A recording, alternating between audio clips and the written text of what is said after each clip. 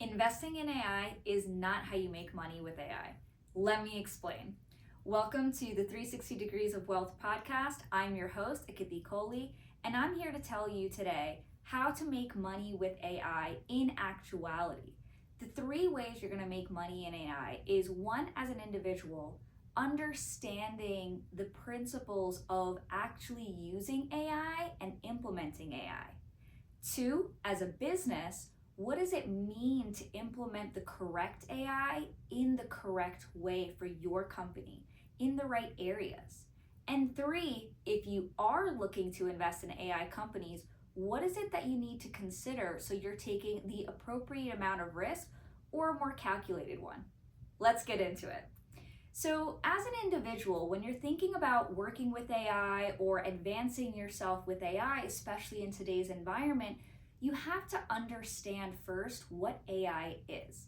You need to take the time to understand that it is an algorithm, it is a large language model, and what that means is that it requires context. Today, you'll see many people using AI by simply putting in a question or a simple request within an AI prompt. What AI really needs, if you're going to use it correctly as an individual, is to provide context in that question. Are you allowing AI to be prompted in a way that it's leveraging the full extent that the model has in its capabilities? That means instead of just saying, hey, ChatGPT, for example, can you create content for me for the next 30 days? That is simply asking it to take content for 30 days into consideration. Now, if you were to prompt it with a little more context in terms of asking it to investigate what's the best kind of content, ChatGPT, can you evaluate what's the best type of content for my niche? Also bear in mind this factor, this factor, this factor, 2 or 3 is good enough to kind of get it to start investigating for you, and then end with the ask to create the content for 30 days. That's how you get the GPT capabilities actually functioning for your benefit and using the full extent. If you're simply asking it for a task, you'll actually end up asking way more follow-up questions and honestly wasting more energy yourself and using AI. Please bear in mind, when you're using any AI model, it is a vast amount of resources that go into using it. So you want to be very intentional with how you're doing so. Additionally, as an individual, there's the aspect of understanding how to implement AI for yourself. Now, as students, it's great for education, but if you're going to use it to elevate yourself, you have to use it to learn more, not to replace your skill set. I repeat, not to replace your skill set. You have to leverage it to amplify your knowledge and skills. The beauty of AI is that it's minimizing the time extent that it's going to take to learn something, to research different information.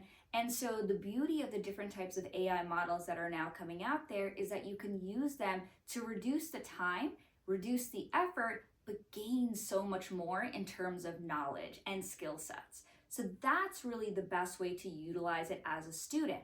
Now, as a professional, the best way to leverage AI to make more money is to understand how you can use it for yourself and for the company that you're working for, whether that's your own as well.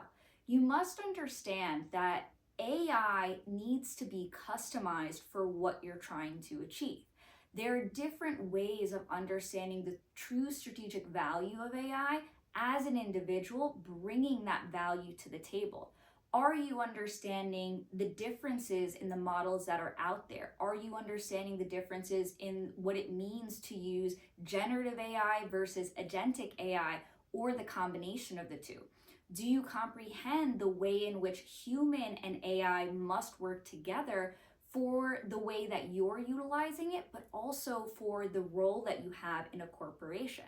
So that's really where the meat is in an individual making more money with AI. What that looks like in practice is not just using the AI tools that you're hearing about, but really doing some research into the ones that are useful for your use cases. There are so many out there. And sometimes you can find AI corporations that are willing to work with you on what it is you're trying to achieve and building that version of the model. That's where the real opportunity is as an individual.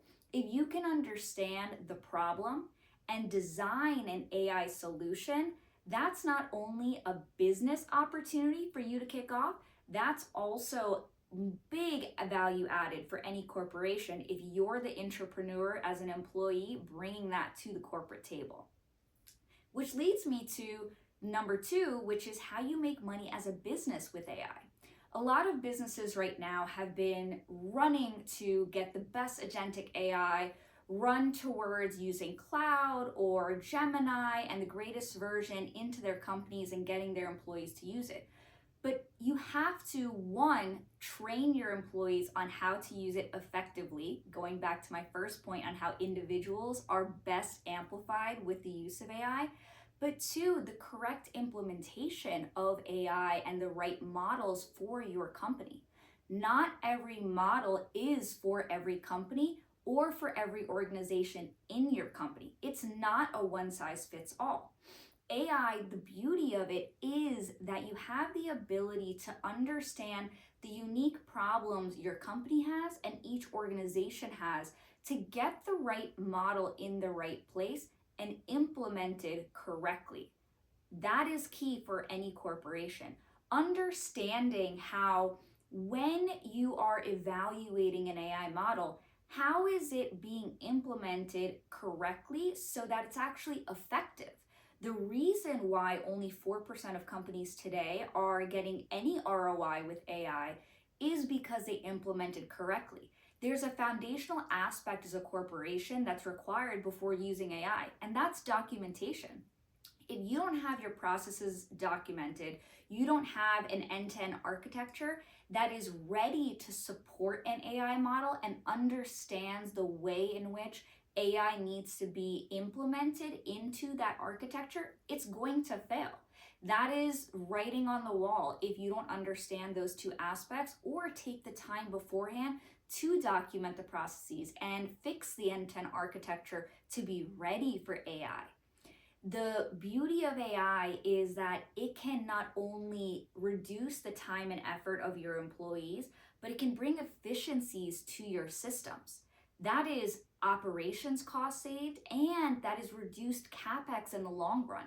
Because if you're implementing AI correctly, not only is it solving the immediate problem, but if you set it up on the architecture correctly, now you have the ability to scale it across your organization, and that's where the real money is and the real savings is long term. Now let's talk about number 3.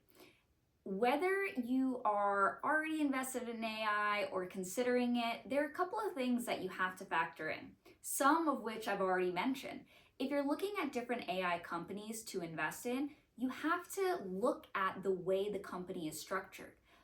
Are they actually prepared to manage the costs of AI, which are quite extensive when you think about the processing nature of AI and how much it actually takes? Not only is it an environmental issue, it's also a data lake issue. You have so much data that has to go into AI for a model to be effective.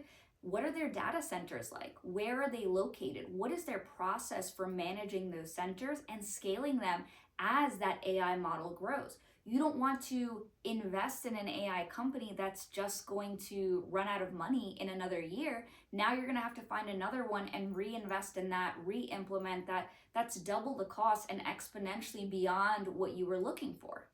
The second thing you want to look for is whether or not they understand themselves how to customize and implement in any corporation. So when you're looking at different AI companies, a lot of companies are out there, but how many are actually sticking with their contracts? Because what's happening there was a mad AI rush, and then all of a sudden in 2020, end of 2025, into the beginning of 2026, you're seeing them get fired. You're seeing those contracts end. Not because the models didn't make sense, but because they weren't implemented correctly. So there's no point in investing in those companies if they themselves don't understand how to work with different corporations in different scenarios to implement their solution. A solution is great. It's great you can build an LLM and build that AI model, but if you don't know what to do with it or how to scale it, you're not going to last in this market. And AI is moving very quickly, and the players that are making it are the ones that understand these concepts. So when you're looking to invest, these are the two areas you must absolutely understand. The third one I would recommend, and it's really for those investors that are looking for that long-term gain, is understand how AI companies are regulating themselves. Because the next wave of implications for AI are actually going to be regulatory. We're already seeing governments and the legal system starting to catch up with the fact that AI models need to be inputting information and training their models very intelligently, but also legally. If they're using information they are not allowed to use to train their models, they're going to get caught eventually, and they are going to either pay a fine, depending on what it is, or get shut down. And that's very serious. We really need to understand the different regulations that are going to come and what that's going to look like internationally, but even nationally if you're looking at a more geographical, narrow scale. But if those companies aren't transparent about how they're training their models, if they're not clear about it, or they're trying to hide behind different marketing ploys by putting their CTOs in front of you to talk about how great the model is and how it can do creative ploys with the different prompts, that is not a company you want to invest in. You want someone, a leader or a C-suite that truly understands how to have the conversation of how is their model built, what are they using to train it, what is their process in training it, what do their data centers look like, what is their data center plan over the next 3 to 5 years. And that information needs to be very solid with the direction that AI is going, but also the direction that governments and the legal systems are looking for. We don't want to see another privacy situation where all these companies were not careful with how they were managing the data of customers, and then as soon as regulations hit, it was a mad dash to figure out how to adjust and build new capabilities to protect customer data. We don't want to go through that again. Let's learn from those mistakes and invest in companies that already understand how to surpass that when they're building their company, when they're building the data center, when they're building the model, and then coming to you with a proposal on how they can solve your solutions.